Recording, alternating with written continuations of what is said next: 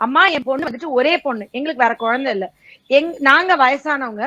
எனக்கு ஃபர்ஸ்ட் ஃப்ளோர்ல எனக்கு கர்ப்பப்பை ஆபரேஷன் பண்ணாங்க. என் வீட்டுக்காருக்கு 3வது ஃப்ளோர்ல ஹெர்னியா ஆபரேஷன் பண்ணாங்க பாம்பேல. என் பொண்ணுக்கு தமிழ் இங்கிலீஷ் சொல்ல தெரியும், ஹிந்தி தெரியாது. தெரியாத ஊர்ல முதல் ஃப்ளோருக்கும் 3வது ஃப்ளோருக்கும் அப்படியே பறவை மாதிரி பறந்து பறந்து பட்டாம்பூச்சியா எங்களுக்கு பார்த்து எங்களை பத்திரமா வெளியே கொண்டு வந்தா. இவ்வளவு தைரியமா இருந்த பொண்ணு இந்த கொரோனா வந்து போனதுக்கு கொரோனா பெரிய பாதிப்பு உண்டாக்கல, அவளுக்கு ரொம்ப பெரிய எஃபெக்ட் ஆகல.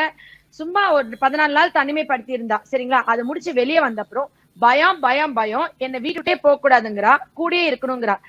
வயசான காலத்துல எங்களை பாத்துக்க வேண்டிய எங்க பொண்ணு இப்ப 78 வயசுல இவளுக்கு நான் கை குழந்தைய பாத்துக்கிட்ட மாதிரி இவளை பாத்துக்க வேண்டியிருக்கு. எங்களை வெளியே விட மாட்டேங்கிறா, நைட் எல்லாம் தூங்க மாட்டேங்கிறா, என் பக்கத்துலயே உட்காந்துருங்கன்னு சொல்றா.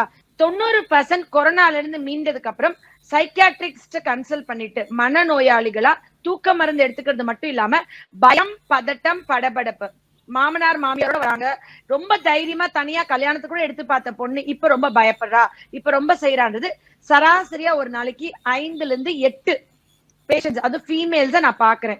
அப்போ இத பத்தி ஆய்வுக்கு போகும்போது எதனால இவங்க இப்படி அஃபெக்ட் ஆறாங்க, உண்மையாவே நீங்க சொன்ன மாதிரி இத கவனத்துக்கு எடுத்துக்கலன்னா வாழ்நாள் முழுக்க இந்த பதட்டம் படபடப்பு பய உணர்வு அவங்களுக்கு தொடர்ந்து அவங்க வந்து ஒரு பேஷண்டாவே சைக்கிள் பேஷண்டாவே அவருக்கு வாய்ப்பு இருக்கானா? நிச்சயமா இருக்கு. ஆனா இது ரொம்ப சாதாரணமா ஒரு நூலையில ஒரு விழிப்புணர்வுனால முழுமையா இதை விட்டு வெளிவந்து அவங்க ஹாப்பி லைஃப் லீட் பண்ணவும் முடியும். சோ நம்மளேதான் காரணத்தையும் சொல்றோம், நீங்க நம்மளேதான் சொல்யூஷனும் சொல்ல போறோம்.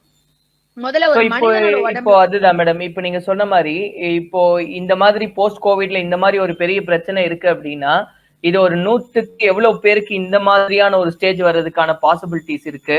சோ அந்த மாதிரி ஏதாவது ஒரு புள்ளி விவரம் அப்படின்றது இருக்கா? இல்ல, அதுல வந்து சர்வேல சொல்லிருக்காங்க 100ல 78% ஃபீமேல்ஸ், எஸ்பெஷலி ஹவுஸ் வைஃப்ஸ். அது இப்ப ஒர்க் ஃப்ரம் ஹோம் பண்ணிட்டு இருக்கவங்க, நிறைய ஸ்கிரீன் டைம் யூஸ் பண்றவங்களுக்கு இது அஃபெக்ட் பண்ண வாய்ப்பு இருக்கு.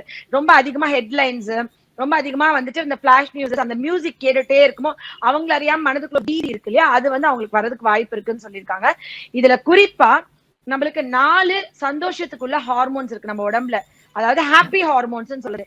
நான் எல்லா இடத்துலயும் செரோட்டோனின் சொல்லியிருக்கேன், டோபமைன் சொல்லியிருக்கேன், ஆக்சிடோசின், என்டார்பின். இந்த என்டார்பின்றது பத்தி ரொம்ப குறைவா நம்ம இது வரைக்கும் பேசியிருக்கோம். இந்த செரோட்டோனின்றது ஹாப்பி ஹார்மோன், நம்ம ரொம்ப சந்தோஷப்படுத்துற ஹார்மோன்.